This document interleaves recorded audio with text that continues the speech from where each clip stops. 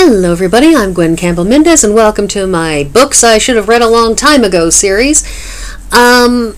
So the last one of these I read The Hobbit, so you can probably guess what's next.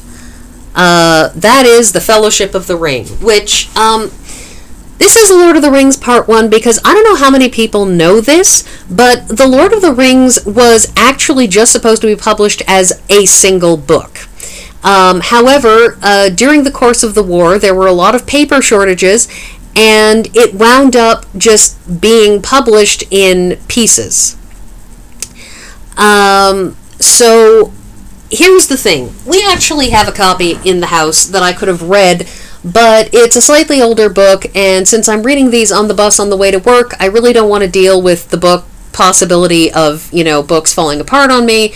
So I got an ebook version, which normally when I read an ebook version, I lie through my teeth to all of you and claim that I read the one that was on the shelf. Because, it's the same text, it doesn't really matter.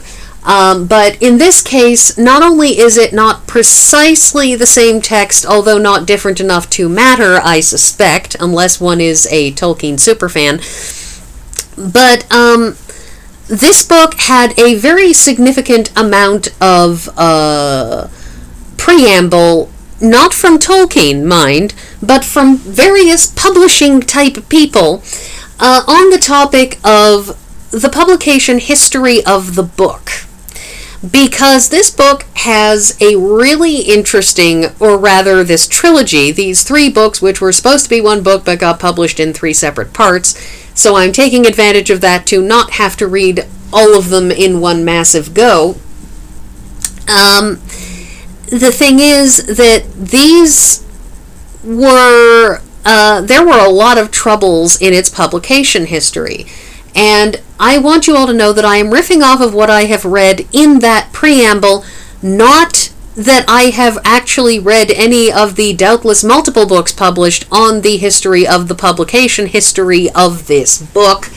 There are books that have been written on that actual historians can take this apart and have trouble tracing the development of this book because of these publication issues. What are these issues? Well, it seems that the first time that Tolkien got this book published, there were a bunch of errors, but also there were a bunch of things that they deliberately changed, which strikes me as being potentially a very bad thing to do when you're talking to a man who is extremely well regarded in the academic community for his linguistic studies. This is a man who studied language as his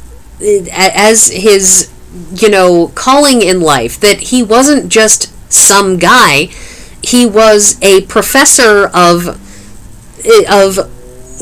Middle English, of Early English, of various languages. I don't actually know precisely what he was what his doctorate was in, because I'm not the world's greatest Tolkien fan, but I know this much, that everything that he built, all of these fake languages, everything in these books comes out of his many, many years of very, very serious study, of serious, genuine academic study. And so, if he decides to write Elvish and not Elfish, you should be asking him before you correct his language. But they did. They thought they were making it better. And so he had to go through and correct it. And you have to keep in mind that when books were published back in the 1940s, 1950s, 1960s, you set the type, meaning somebody had to physically set all of this up.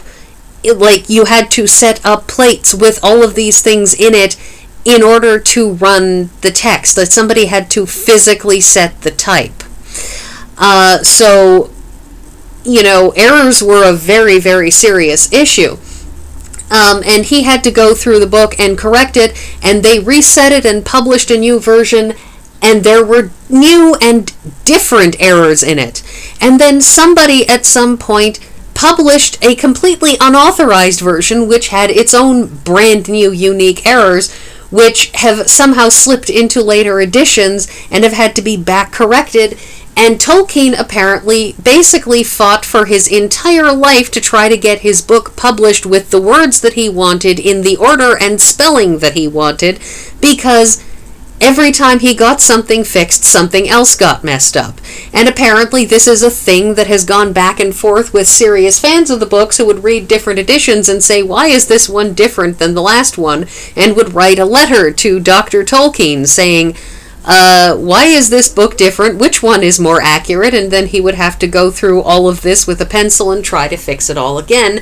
And his son Christopher apparently continued to carry that forward throughout his life after his father died, still trying to fix the books, still using his father's old notes to try to patch together all of these problems, all of these massive numbers of errata that that kept on appearing.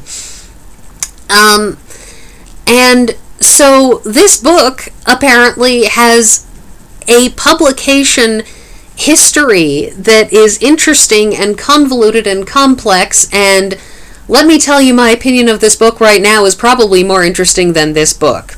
This is a book that is perhaps suffering from being the first of its kind, because this is a book that I should have read long ago, because The Lord of the Rings, this is not like The Hobbit. The Hobbit feels, as I said, like an English schoolboy novel where you keep expecting somebody to say, golly gee whiz, Algie, we'd better run, the headmaster's coming.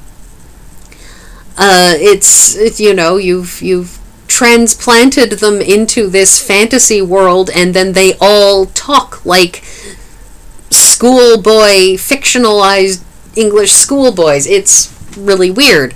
The Fellowship of the Ring is high fantasy. It's straight high fantasy. It is not written with that charming schoolboy accent underlying it. Oh, it is exceedingly English, and the hobbits are exceedingly comfortable Englishmen sort of people.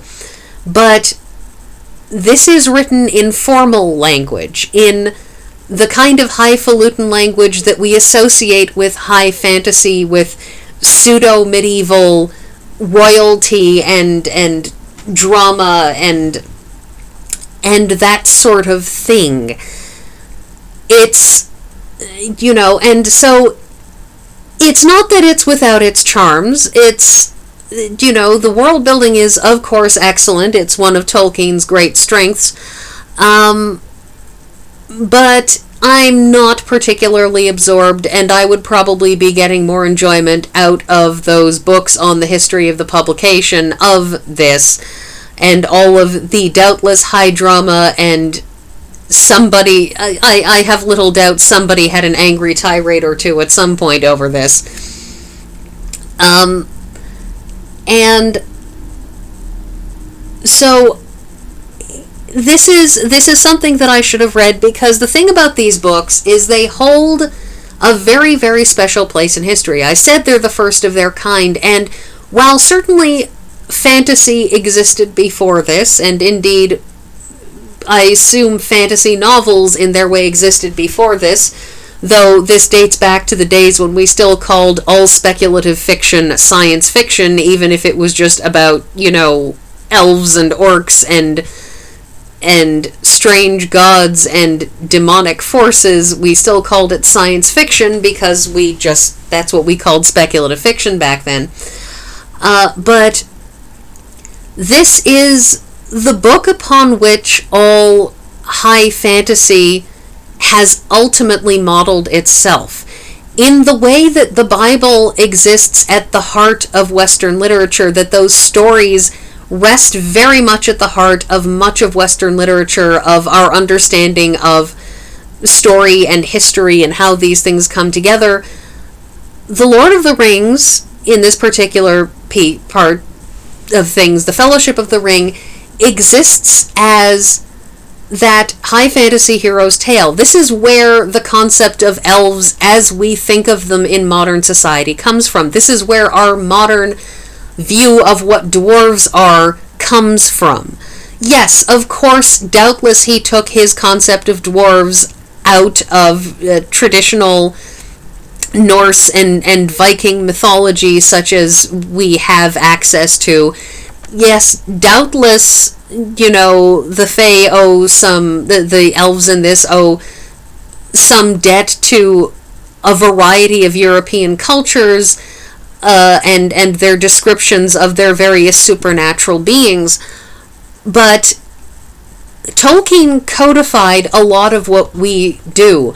When you look at Magic the Gathering cards, those come straight out of Tolkien. When we look at any and all high fantasy, all of this Western high fantasy comes out of it. Even when you look at high fantasy that is being inspired by African or East Asian or what have you cultures, even when you look at that, there is a quality whereby we are grafting this concept in. Indeed, the very resistance to using this traditional European format is in its way an homage to it by the very resistance of touching any of these traditional things. It's like abstract expressionism is very, very deliberately trying to do away with the traditional representative art of the West by deliberately throwing away,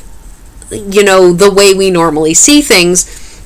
And its conscious throwing away of those reflects this by your desperate desire to do the opposite. It's like goth teenagers who are desperately trying to be anything but preppy. Well, they're, if pink is the in thing for girls, then I will wear black.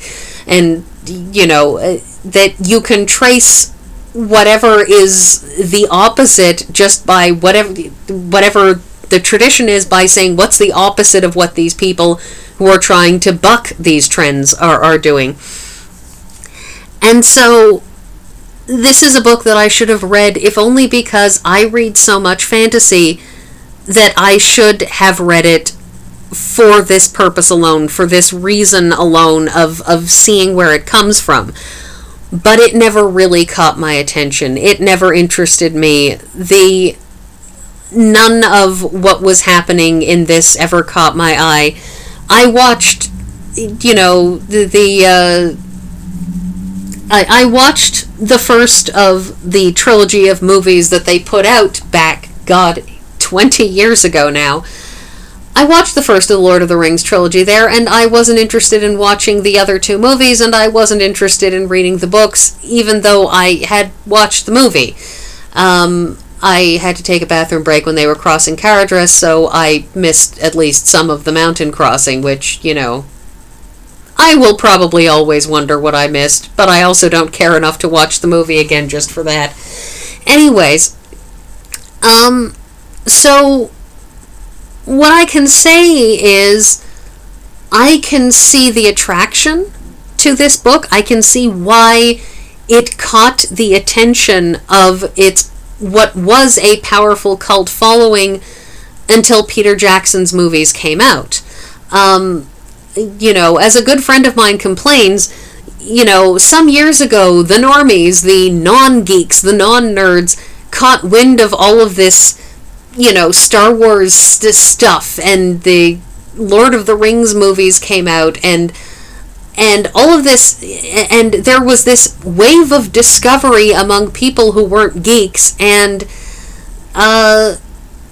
it's a bit of an awkward place to be a geek now, because it's gone mainstream, and it feels odd for this stuff that used to be sort of, the bastion of we few but faithful nerds.